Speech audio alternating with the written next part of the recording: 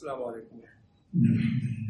نحمده ونستعينه ونؤمن به ونتوكل عليه ونعوذ بالله من شرور انفسنا ومن سيئات اعمالنا من يهده الله فلا مضل له ومن يضلل فلا هادي له اشهد ان لا اله الا الله واشهد ان محمدا عبده ورسوله ارسله بالهدى ودين الحق ليظهره على الدين كله ولو كره المشركون. اللهم صل على محمد وعلى آل محمد كما صليت على إبراهيم وعلى آل إبراهيم إنك حميد مجيد. أما بعد فإن خير الكلام كلام الله وخير الحديث كتاب الله وخير الهدي هدي محمد صلى الله عليه وسلم وشر الأمور محدثاتها وكل محدثة بدعة وكل بدعة ضلالة. أعوذ بالله من الشيطان الرجيم. يا أيها الذين آمنوا اتقوا الله حق تقاته ولا تموتن إلا وأنتم مسلمون. بسم الله الرحمن الرحيم. إنا نحن نحيي الموتى ونكتب ما قدموا وآثارهم وكل شيء أحصيناه في إمام مبين. ബഹുമാനിയായ സത്യവിശ്വാസികളെ വിശ്വാസം, അള്ളാഹുവിനെ സൂക്ഷിച്ചുകൊണ്ട് അവന്റെ വിധിവിലക്കുകൾ ജീവിതത്തിന്റെ എല്ലാ മേഖലയിലും എല്ലാ സന്ദർഭത്തിലും പാലിച്ചുകൊണ്ട് ജീവിക്കണമെന്ന് ഏവരെയും ഓർമ്മപ്പെടുത്തുകയാണ്, വസിയത്ത് ചെയ്യുകയാണ്.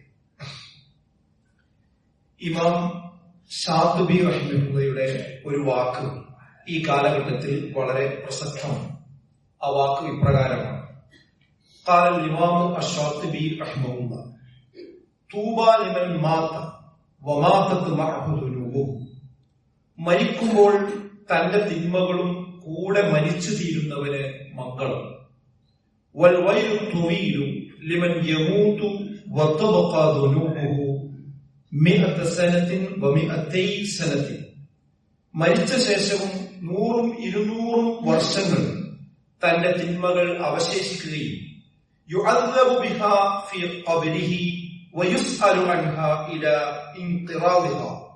അവ നശിച്ചു തീരുവോളം ഖബറിൽ അതിന്റെ പേരിൽ ചോദ്യം ചെയ്യപ്പെടുകയും ശിക്ഷിക്കപ്പെടുകയും ചെയ്യുന്നവന് ഒരുപാട് കാലം നീണ്ടു നിൽക്കുന്ന നാശം എന്നാണ് അദ്ദേഹം പറഞ്ഞത്. അഥവാ മരിക്കുമ്പോൾ തന്റെ തിന്മകളും കൂടെ മരിച്ചു പോകുന്നവന് ഭാഗ്യം, മംഗളം, സന്തോഷവാർത്ത. എന്നാൽ മരിച്ച ശേഷവും പിന്നെയും 100ഉം 200ഉം വർഷം തന്റെ തിന്മകൾ ജീവിക്കുന്ന ആളുകൾക്ക് നാളെ ഖബറിലും പരലോകത്തും വലിയ നാശമായിരിക്കും എന്നാണ് ഇമാം ഷാത്തിബി റഹ്മഹുള്ള ഓർമ്മപ്പെടുത്തുന്നത്.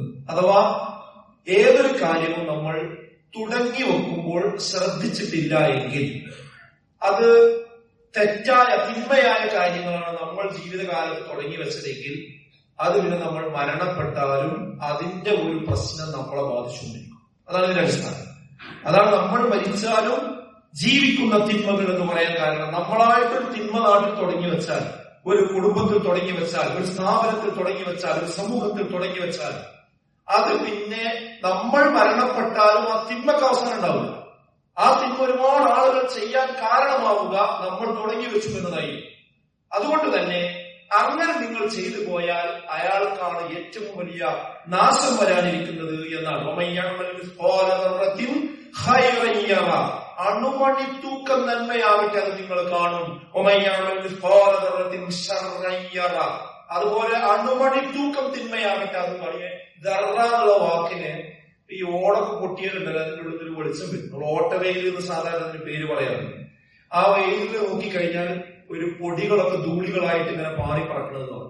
യഥാർത്ഥത്തിൽ ആ വെളിച്ചമുള്ളിടത്ത് മാത്രമല്ല ആ പൊടിയുള്ളത്, തൊട്ടപ്പുറത്തുണ്ട്. പക്ഷെ അവിടെ വെളിച്ചമുള്ളത് കൊണ്ട് കാണണം അതിന്റെ വലുപ്പത്രേ. ആ വലുപ്പത്തിൽ വേണമെങ്കിൽ അറബി ഭാഷയിൽ ദർറ എന്ന് പറയാമെന്ന്. അത്ര നിസ്സാരമായ നന്മയാകട്ടെ തിന്മയാകട്ടെ നമ്മുടെ പരലോകത്ത് കാണും. അതുകൊണ്ട് ചെയ്ത കാര്യം അത് തൗബ ഉണ്ടെങ്കിൽ മാത്രമേ അള്ളാഹു പൊറുക്കുന്ന കാര്യങ്ങൾ പൊറുക്കുള്ളൂ, അല്ലാതെ ഒക്കെ അവിടെ അവശേഷിക്കും. അത് ചില്ലറ കാര്യമല്ല. അപ്പൊ നമ്മളൊരു തെറ്റാണ് തുടങ്ങി വെച്ചതെങ്കിൽ അതിന്റെ ബുദ്ധിമുട്ട്, അതിന്റെ പ്രശ്നം നമുക്ക് പരലോകത്തും അനുഭവിക്കേണ്ടി വരും. ഇന്ന് ചിലർ തുടങ്ങി വെക്കുന്ന കീഴ്വഴക്കങ്ങളാണ് പിന്നീടുള്ള തലമുറക്ക് അതൊരു അവകാശമായി പലപ്പോഴും മാറാറുള്ളത്. വീട്ടിൽ മുതിർന്നവർ ചെയ്യുന്നതാണ് താഴെയുള്ള കുട്ടികൾ പലപ്പോഴും അനുകരിക്കാറുള്ളത്. താഴെയുള്ള കുട്ടികളോട് എന്താ ഈ നിസ്കരിക്കാതെ കിടന്നുറങ്ങണമെന്ന് ചോദിച്ചാൽ എന്താ താത്ത അങ്ങനെ കിടന്നുറങ്ങുന്നില്ലേ, എന്താ കാക്ക അങ്ങനെ കിടന്നുറങ്ങുന്നില്ലേ, ഈ എന്താ അങ്ങനെ വർത്താനം പറയുന്നത് ചോദിച്ചാൽ, അല്ലെങ്കിൽ ഇതെന്താ ഈ ഫോണിൽ ആവശ്യമില്ലാത്തത് കാണുമെന്ന് ചോദിച്ചാൽ എന്റെ കാക്കു കാണുന്നില്ലേ, ഉമ്മ കാണുന്നില്ലേ? ഈ ചോദ്യമാണ് കുട്ടി തിരിച്ചെന്ത് ചെയ്യാ നമ്മളോട് ചോദിക്കുക. അപ്പൊ ആരാണോ മുതിർന്നവർ, അവർ തുടങ്ങി വെക്കുന്ന ചില കീഴ്വഴക്കങ്ങളാണ് എന്ത് ചെയ്യാം ആ വീട്ടിൽ പിന്നെ ഒരു സംസ്കാരമായി പൊതുവെ മാറുക. കുടുംബത്തിൽ ചിലർ തുടങ്ങി വെക്കുന്നതാണ് മറ്റു കുടുംബങ്ങൾക്ക് പിന്നെ ആ തെറ്റ് ചെയ്യുവാൻ ഒരു ന്യായമായി പലപ്പോഴും മാറാറുള്ളത്. എന്തിനും ഇസ്ലാമിക തെളിവല്ലല്ലോ ആൾക്കാർ നിരത്തുക. നിങ്ങൾ എന്താ ഈ തെറ്റ് ചെയ്യുന്നത്, തെറ്റല്ലേ ശരിയല്ലേ, നിങ്ങൾ ചെയ്യാൻ പാടുണ്ടോ, അങ്ങനെ പറയാൻ പാടുണ്ടോ, അങ്ങനെ കാണിക്കാൻ പാടുണ്ടോ എന്ന് ചോദിച്ചാൽ അത് ഇസ്ലാമിൽ ശരി നല്ല ആളുകൾ പറയാം. മറിച്ചെന്താ പറയാ, അതെന്താ നമുക്ക് മാത്രമേ പറ്റാത്തുള്ളൂ. കഴിഞ്ഞ പ്രാവശ്യം അവിടെ മൂത്താപ്പാന്റെ വീട്ടിലുണ്ടായിരുന്നല്ലോ, ഇളയമാന്റെ വീട്ടിലുണ്ടായിരുന്നല്ലോ, നമ്മൾ അമ്മാവന്റെ വീട്ടിലുണ്ടായിരുന്നല്ലോ, നേരത്തെ നമ്മളെ അവിടെ ചെന്നപ്പോ കണ്ടിരുന്നല്ലോ. അപ്പൊ അവർക്കൊക്കെ ആവാം, നമുക്ക് ആവാൻ പാടില്ല. എങ്ങനെ? ഈ ഒരു ന്യായമാണ് പലപ്പോഴും ആളുകൾ ചെയ്യാറുള്ളത്. എന്തിനും ന്യായം. അവിടെ ഉണ്ടായില്ലേ, ഇവിടെ ഉണ്ടായില്ലേ, മറ്റോടത്തുണ്ടായില്ലേ, അവിടെ ആ സ്ഥാപനത്തിലില്ലേ, ഈ സ്ഥാപനത്തിലില്ലേ, എല്ലാ നാട്ടിലുമില്ലേ എന്നുള്ള ഒരു ചോദ്യം ചോദിച്ചുകൊണ്ടാണ് ഇന്ന് തെറ്റാണ് എന്നറിയാം. അതുകൊണ്ടാണ് ആ ന്യായമൊക്കെ പറയുന്നത്. അത് ഇസ്ലാമികമായിട്ടോ സാമൂഹ്യമായിട്ടോ ധാർമ്മികമായിട്ടോ ഒരു മാനദണ്ഡം വെച്ചുകൊണ്ടും അതിനെ ഒരിക്കലും തന്നെ ന്യായീകരിക്കാൻ കഴിയാത്തത് കൊണ്ടാണ് അവിടെല്ലേ ഇവിടെല്ലേ എന്ന് ചോദിച്ചിട്ട് എന്ത് ചെയ്യുന്നത്, അത് വെളുപ്പിച്ചെടുക്കുവാൻ വേണ്ടി പലപ്പോഴും ശ്രമിക്കാറുള്ളത്. ഇതിന്ന് കൂടുതൽ ഈ ഒരു ന്യായം പറഞ്ഞുകൊണ്ട് അധർമ്മങ്ങൾ, അതിരുവിട്ട യാത്രകൾ നടക്കുന്ന ഒരു മേഖലയാണ് വൈവാഹിക രംഗം, വിവാഹ രംഗം എന്ന് പറയുന്നത്. ഇപ്പൊ നമുക്കറിയാൻ പറ്റും, പ്രണയമില്ലാത്തവൻ എന്തോ ഒരു കുഴപ്പമുള്ളവനായിട്ട് ഇന്ന് വിലയിരുത്തിക്കൊണ്ടിരിക്കുക. ചില വീടുകളിലൊക്കെ അത് അങ്ങനെ തന്നെ ഒരു സാധാരണവൽക്കരിക്കപ്പെട്ടിട്ടുണ്ട്. തമാശയാണെങ്കിൽ ചോദിക്കുക കുട്ടികൾ, ആൺകുട്ടികളോട് ആ കാര്യമായിട്ട് ചോദിക്കുന്നത് എന്ത്, എന്റെ കല്യാണം ശരിയായില്ലേ, ജീവന നടന്നോ, എന്റെ മുത്താപ്പന്റെ മകൻ ഒരിക്കലും കൊണ്ടെന്ന് കണ്ടാൽ ശരിയായില്ലേ, ഈ എന്തെങ്കിലും നടക്കണം, ഞാൻ നോക്കിച്ചില്ല, ഞാൻ കണ്ടുവച്ചില്ല. ഇതാരെ ചോദിക്കുന്നത്? കുടുംബത്തിലെ വേറെയുള്ള ആൾക്കാർ. എത്രമാത്രമാണ് നിസ്സാരവൽക്കരിച്ചു നോക്കിയത്. അതായത് മറ്റുള്ളവർ ചെയ്യുന്നത് ഒരു തെറ്റാണ്, ഇസ്ലാമികമായ രീതി അല്ലാതെ. എന്നിട്ട് പറയണത് എല്ലാവരും അങ്ങനെ ചെയ്യുന്നത്, ഈ ആരും നോക്കി വെക്കാത്തോണ്ടല്ലേ നിനക്കിപ്പോ ഒരു പ്രശ്നം വന്നത്. അതുണ്ടാക്കുന്ന മാനസിക സംഘർഷം എത്രയാണെന്ന് ആലോചിച്ച് നോക്കൂ നിങ്ങൾ. ഇസ്ലാമികമായ ഒരു വ്യക്തിത്വം കാത്തു സൂക്ഷിച്ച് നിലകൊണ്ടു എന്നതിന്റെ പേരിൽ നിനക്ക് വിവാഹം കിട്ടാത്തത് ഇതുകൊണ്ടാണെന്ന് പറഞ്ഞ് സാമാന്യവൽക്കരിക്കുന്ന ഒരവസ്ഥയിലേക്ക് നമ്മുടെ കുടുംബത്തിന്റെ അകത്തളങ്ങൾ മാറിപ്പോയിട്ടുണ്ട് എങ്കിൽ എത്രമേൽ നമ്മുടെ മനസ്സിൽ ഇസ്ലാമികമായ മൂല്യങ്ങൾ തമസ്കരിക്കപ്പെട്ടു പോയിട്ടുണ്ട് എന്ന് നമ്മൾ ചിന്തിക്കേണ്ടതുണ്ട്. ഇന്ന് കുട്ടികളാണ് ബന്ധം കൊണ്ടുവരുന്നത്. രക്ഷിതാക്കൾക്ക് പ്രത്യേകിച്ച് ഇന്ന് ഒരു റോളുമില്ല. വിവാഹത്തിൽ അവർ നിസ്സഹായരായി നിന്നു കൊടുക്കുകയാണ്. എന്തിനാ രക്ഷിതാവ് കേവലം ഒരു ATM മെഷീന്റെ പണി മാത്രമാണ് എടുക്കുന്നത്. അതായത് കുട്ടികൾ തീരുമാനിക്കുന്നു അതിന്റെ മെനു എന്തായിരിക്കണം, കുട്ടികൾ തീരുമാനിക്കുന്നു അതിന്റെ രീതി എങ്ങനെയായിരിക്കണം, അത് ഏത് ഓഡിറ്റോറിയത്തിൽ വെച്ച് നടക്കണം, അത് എത്ര ദിവസം നടക്കണം, അത് ഏത് ഇവന്റ് മാനേജ്മെന്റുമാരെ ഏൽപ്പിക്കണം, ഇതിന്റെ എല്ലാ കാര്യങ്ങളും തീരുമാനിക്കുന്നത് ആ കുട്ടികളാണ്, അല്ലെങ്കിൽ അവരുടെ സുഹൃത്തുക്കളാണ്. അവർ തീരുമാനിച്ചു വെച്ചതിന് ബില്ല് കൊടുക്കുവാനുള്ള ഒരു ATM മെഷീൻ മാത്രമായി ഇന്ന് നിസ്സഹായരായി നോക്കി നിൽക്കേണ്ടി വരികയാണ് ഇന്ന് നമ്മുടെ മാതാപിതാക്കൾ. ആ മാതാപിതാക്കളുടെ കണ്ണീര് വീഴുന്നത് നമ്മുടെ മക്കൾ വളരെ ഗൗരവത്തോടു കൂടി നോക്കണം, വളരെ ഗൗരവത്തോടു കൂടി കാണണം. അത് ചെറിയൊരു വിഷയമല്ല. ഇന്ന് വിവാഹത്തിന്റെ നിലപാടുകൾ തീരുമാനിക്കുന്നത് ഖുർആനും സുന്നത്തുമാണോ, ഇസ്ലാമിക സംസ്കാരമാണോ, അതിന്റെ മാനദണ്ഡങ്ങൾ തീരുമാനിക്കുന്നതല്ല. ഇവന്റ് മാനേജ്മെന്റുമാർ കൊടുക്കുന്ന അവരുടെ ബ്രോഷറുകളാണ് പലപ്പോഴും നമ്മുടെ ഈ വിവാഹത്തിന്റെ കാര്യങ്ങൾ തീരുമാനിക്കുന്നത്. അവരെ പറഞ്ഞത് കുറ്റം പറഞ്ഞത് കാര്യമില്ല. ഇവന്റ് മാനേജ്മെന്റ് അതൊരു ബിസിനസ്സാണ്. ആ ബിസിനസ്സുകാർ എന്ന് പറഞ്ഞാൽ അവർക്ക് എല്ലാ ടൈപ്പ് ആളുകൾക്കും കല്യാണം നടത്തി കൊടുക്കുന്ന പരിപാടി. അതുകൊണ്ട് എല്ലാവർക്കും പറ്റുന്ന സാധനങ്ങൾ ആ ലിസ്റ്റിലുണ്ടാവും. ആ ലിസ്റ്റ് തന്നിട്ട് അതിലൊക്കെ ടിക്കറ്റ് കൊടുക്കുന്ന പണിയാണ് നമുക്ക്. പിന്നെ എന്തിനാണോ മുസ്ലിം ആയത്? അത് നമ്മുടെ വ്യക്തിത്വത്തിനും നമ്മുടെ അസ്തിത്വത്തിനും പറ്റുന്നതിന് എടുക്കാൻ പാടുള്ളൂ. അവിടെ ഉണ്ടായിരുന്നു, ഇവിടെ ഉണ്ടായിരുന്നു, കഴിഞ്ഞ പ്രാവശ്യം മൂത്താപ്പാന്റെ കല്യാണത്തിനുണ്ടായിരുന്നു എന്നതാണോ നമ്മുടെ മാനദണ്ഡം? എന്താണ് വിശുദ്ധ ഖുർആൻ പറഞ്ഞത്? وما كان لمؤمن ولا مؤمنة إذا قضى الله ورسوله أمرا أن يكون لهم الخيرة من أمرهم ومن يعص الله ورسوله فقد ضل ضلالا مبينا. അതായത് വിശ്വാസിയുടെ ഏത് രംഗത്തും വിശ്വാസിയുടെ നിലപാട് ഒരിക്കലും കീഴ്വഴക്കമാകാൻ പാടില്ല. ആരെങ്കിലും തുടങ്ങി വെച്ച തെറ്റായ സമീപനമല്ല. അള്ളാഹു റസൂലും വിധിച്ചതിനപ്പുറം പോയാൽ പര്യവസാനം പരിതാപകരമായിരിക്കുമെന്നാണ് ഈ ആയത്തിൽ പറയുന്നത്. ഒരു മുഅ്മിനിന് പാടില്ല, വലാ മുഅ്മിനത്തിൻ ഒരു മുഅ്മിനത്തിനും പാടില്ല. ഇദാ ഖദല്ലാഹു വറസൂലുഹു അംറാ അല്ലാഹുവും റസൂലും ഒരു കാര്യത്തിൽ വിധി പറഞ്ഞാൽ, തീരുമാനം പറഞ്ഞാൽ, അയ്യകൂന ലഹുൽ ഖിയറതു മിൻ അംരിഹിം ആ കാര്യത്തിൽ മറ്റൊരു ഖിയറത്ത് ഉണ്ടാകാൻ പാടില്ല, മറ്റൊരു ചോയ്സ് ഉണ്ടാകാൻ പാടില്ല, മറ്റൊരു അഭിപ്രായം ഉണ്ടാകാൻ പാടില്ല, മറ്റൊരു കാഴ്ചപ്പാടുണ്ടാകുവാൻ പാടില്ല. കാരണം അവൻ വിശ്വാസിയാണ്, അവൻ വിശ്വാസിനിയാണ്. അതിനു പകരം അതൊക്കെ തട്ടി ഒഴിവാക്കി ആയത്തോദിസ് ഇസ്ലാം നിന്നോട് പറയണ്ട, ഞങ്ങളുടെ നാട്ടിൽ അങ്ങനെയാണ്, എന്റെ സുഹൃത്തുക്കളൊക്കെ എങ്ങനെ നടന്നത് എന്ന് പറഞ്ഞുകൊണ്ട് അല്ലാഹു റസൂലിനെ ധിക്കരിച്ച് നിങ്ങൾ പോവുകയാണെങ്കിൽ നിങ്ങൾ വ്യക്തമായ വഴികേടിലേക്കാണ് പോകുന്നത് എന്നാണ് വിശുദ്ധ ഖുർആൻ സൂറത്ത് അഹ്സാബിന്റെ 36-ാമത്തെ ആയത്തിലൂടെ അറിയിക്കുന്നത്. തെറ്റായ കീഴ്വഴക്കങ്ങൾ ഒരു കുടുംബത്തിൽ തുടങ്ങി വെച്ചവർ തെറ്റ് ബോധ്യപ്പെട്ടാൽ അത് തിരുത്തുക, തിരുത്തി പറയുക, തൗബ ചെയ്യുക എന്ന് വളരെ പ്രധാനമാണ്. അതായത് അനിസ്ലാമികമായി വിവാഹ രംഗത്താകട്ടെ മറ്റേത് രംഗത്താകട്ടെ എന്തെങ്കിലും നമ്മൾ അറിവില്ലായ്മ കൊണ്ട് നമ്മൾ തുടങ്ങിയിട്ടുണ്ടെങ്കിൽ ഇപ്പൊ അത് ബോധ്യപ്പെട്ടെങ്കിൽ പറയുന്നത് ഇന്റെ കല്യാണം കണ്ട് അല്ലെങ്കിൽ എന്റെ മകളുടെ കല്യാണം കണ്ട് നിങ്ങളെ കല്യാണം നടത്തരുതല്ലോ, എനിക്കെന്ന് അറിവില്ലാത്തത് കൊണ്ട് എനിക്കത് പറഞ്ഞുതരാൻ ആളില്ലാത്തതുകൊണ്ട് അങ്ങനെ സംഭവിച്ചു പോയതാണ്, ഞാനിപ്പോ പഠിച്ചോട് തൗബ ചെയ്തു എന്ന് പറയണം ആ വ്യക്തികൾ, അവരെ ബാധ്യതയാണ്. അല്ലെങ്കിൽ എന്താ അറിയോ, അത് കണ്ടിട്ടാണ് ഈ കുട്ടികൾ പറഞ്ഞുകൊണ്ടിരിക്കുന്നത്.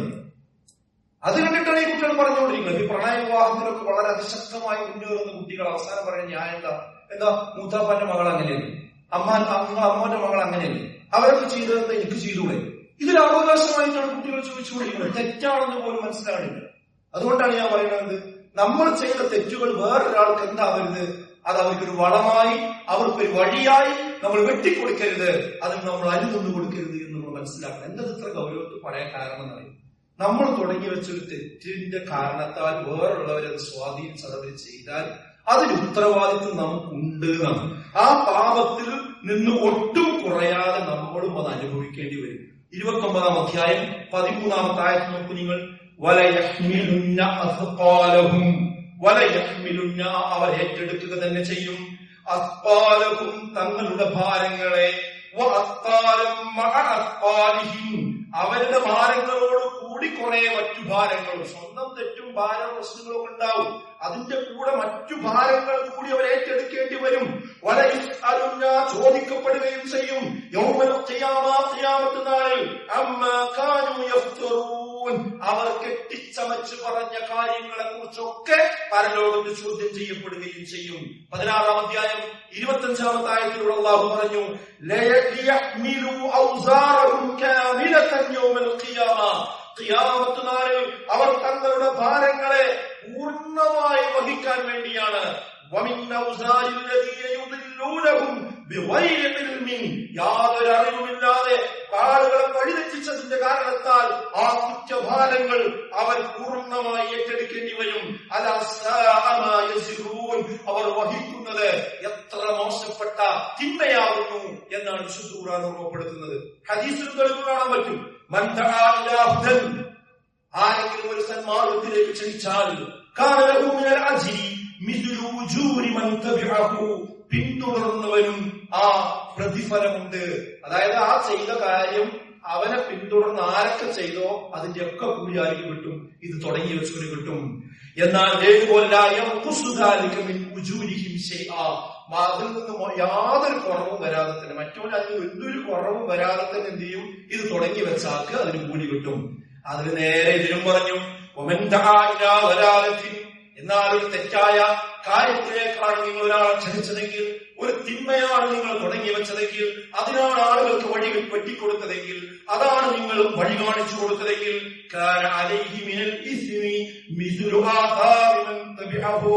അതിനെ പിന്തുടർന്ന് ആ തെറ്റ് ചെയ്ത ആളുകളുടെയൊക്കെ ഒരു തിന്മ തുടങ്ങി വെച്ചവര് കിട്ടും. അവനാകട്ടെ, ആ തെറ്റ് ചെയ്തവനാകട്ടെ, ഒരു കുറവ് വരില്ല, അല്ലാതെ തന്നെ വരെ കിട്ടുന്നു. എന്തിനാണ് ആ പണിക്കുന്നത്? നമ്മളായിട്ട് തുടങ്ങി വെച്ച ഒരു ഗുൽമ് പിന്നെ ആ കുടുംബത്തിന്റെ, ആ സ്ഥാപനത്തിന്റെ സംസ്കാരമായി മാറുമ്പോ അത് അവസാനം മയ്യത്ത് കെട്ടിൽ കൊണ്ടുപോയി നമ്മളെ കബർ കണ്ടിറക്കി വെക്കുമ്പോ ആ പാപമായിട്ട് നമ്മൾ മരിക്കുമ്പോൾ നമ്മുടെ തിന്മകൾ മരിക്കുന്നില്ല, നമ്മുടെ കൂടെ വരും. അത് ചെറിയ കാര്യമല്ല സുഹൃത്തുക്കളെ, എല്ലാം ഒരു രേഖയിൽ ഉണ്ടാവുന്ന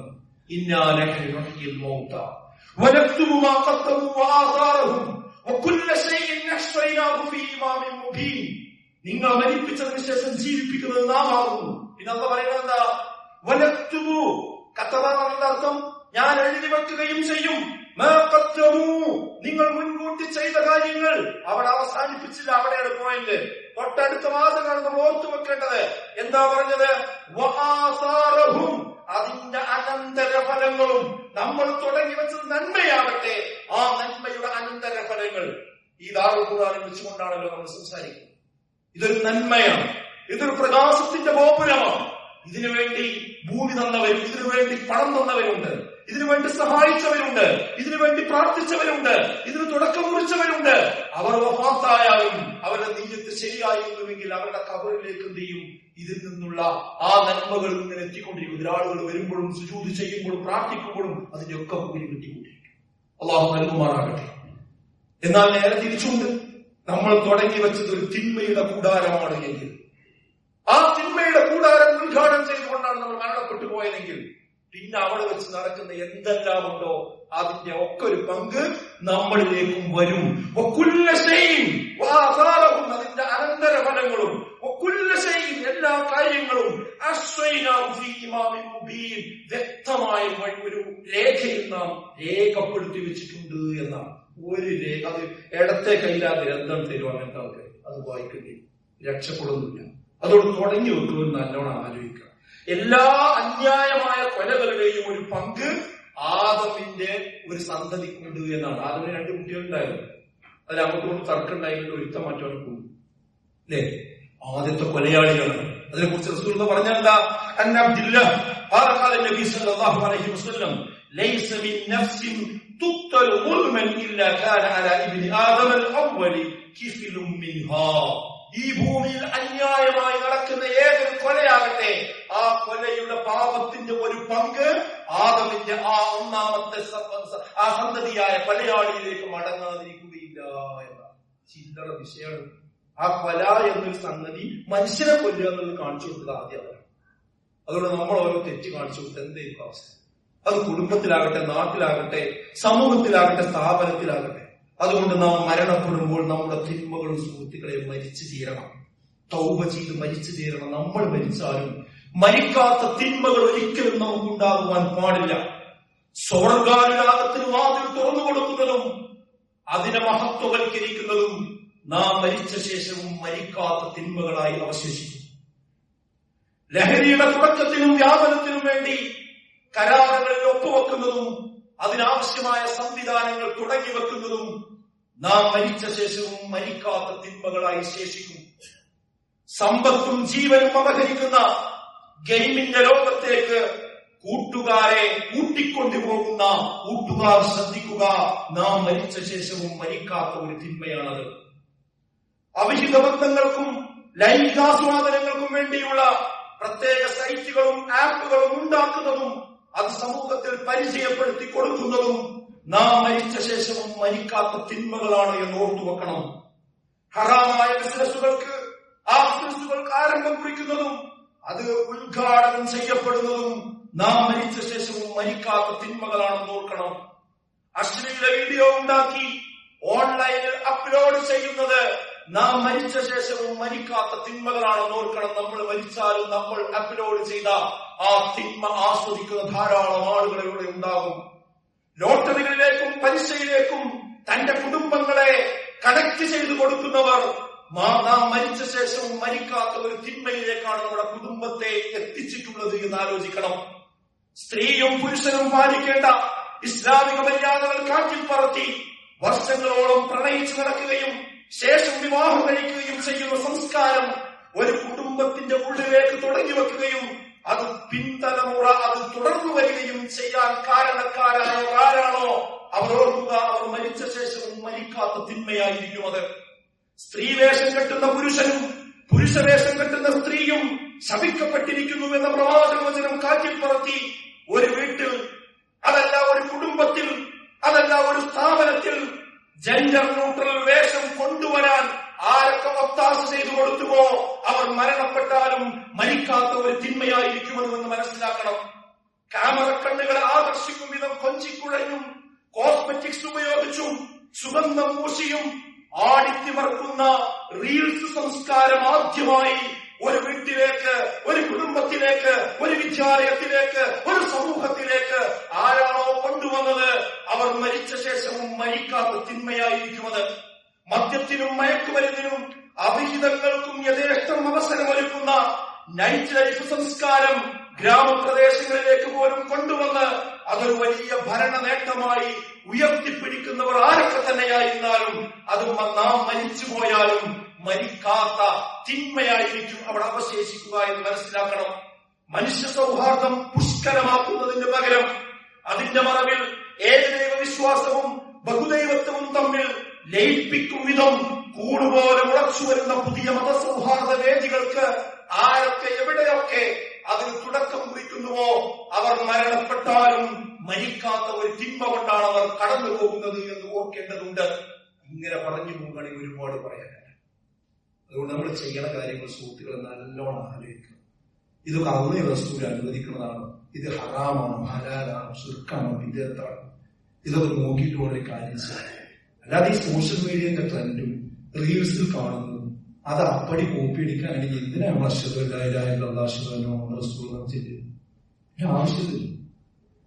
നമ്മൾ മുസ്ലിങ്ങളാണെങ്കിൽ മുസ്ലിം വ്യക്തിത്വത്തോട് ചെയ്യുക.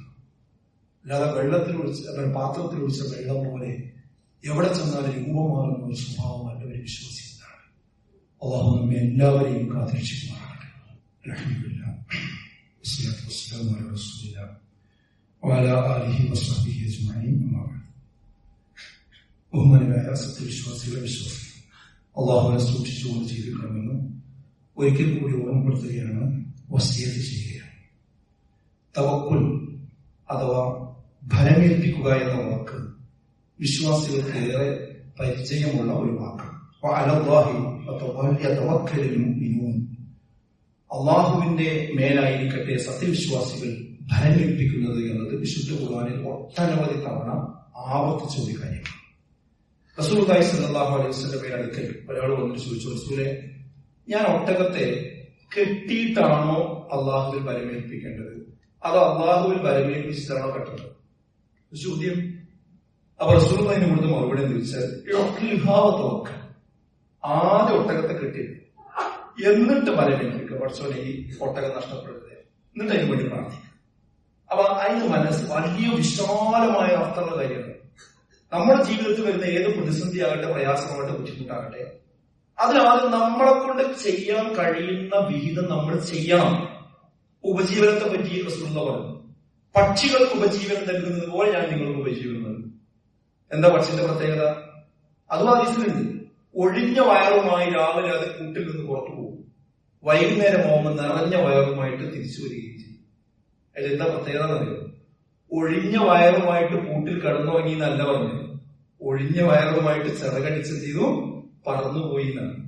അതേപോലെ നമുക്ക് ഉപജീവനം നൽകും. അപ്പൊ നമ്മൾ ഉപജീവനത്തിന് എന്ത് വേണം? നമ്മൾ രാവിലെ കുളിച്ച് മാറ്റി പാന്റും കോട്ടും സൂട്ടൊക്കെ ഇട്ടിട്ട് ബെഡും അങ്ങനെ മലർന്നാണ് കിടക്കുക. പടച്ചോ എനിക്ക് ഉപജീവനം തരുന്നു കിട്ടുമോ? ഇല്ല. ഓഫീസിൽ പോകണം, കച്ചവടത്തിന് പോകണം, വിദ്യാലയത്തിൽ പോകണം, നമ്മൾ പണിയെടുക്കാൻ പോകണം. അപ്പൊ പടച്ചോ ദൈവം തോന്നിക്കും. അപ്പൊ നമ്മളെ കൊണ്ട് കഴിയുന്ന കാര്യം നമ്മൾ എന്ത് ചെയ്യണം? ചെയ്തിട്ടായിരിക്കണം അള്ളാഹുവോട് പ്രാർത്ഥിക്കേണ്ടതും പരിഗണിക്കണം.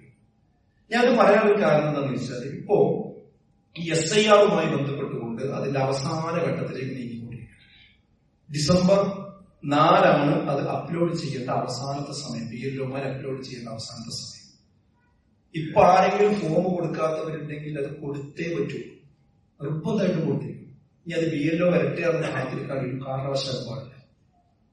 അപ്പൊ ചില ആൾക്കാർ പറയുന്ന വാക്കാണ് ഞാൻ പറഞ്ഞത്. അങ്ങനെ പ്രശ്നമൊന്നുമില്ല. അതൊക്കെ അലവാ. നമ്മൾ അള്ളാഹു തവക്കുലാക്കി അള്ളാഹിന്റെ കൗമ്പന് മറന്നു. നമ്മൾ അത്ര ബേജാറാകണ്ട. പക്ഷെ ചെയ്യാനുള്ള പണി കൊടുക്കേണ്ട ഫോം കൊടുക്കണം, അതവിടെ കൊടുത്തു ഉറപ്പ് വരുത്തണം. എന്നിട്ട് ബാക്കിയാണ് അള്ളാഹു നമ്മൾ തവക്കുലാക്കണം. അല്ലാത്ത തവക്കുലാക്കുക എന്നുള്ളത് ഇസ്ലാമികമല്ല. അതേപോലെ പ്രത്യേകിച്ച് മനസ്സിലാക്കി. ഇപ്പോഴും ചില ആൾക്കാരെ ധാരണ എന്താ വെച്ചാൽ അതിപ്പോ ഒരു വോട്ടവകാശത്തിന്റെ വിഷയം. ഞാൻ അല്ലെങ്കിൽ വോട്ട് ചെയ്യാൻ പോകില്ല. പിന്നെ ഇതിനകത്ത് വോട്ടല്ല ഇവിടുത്തെ വിഷയം.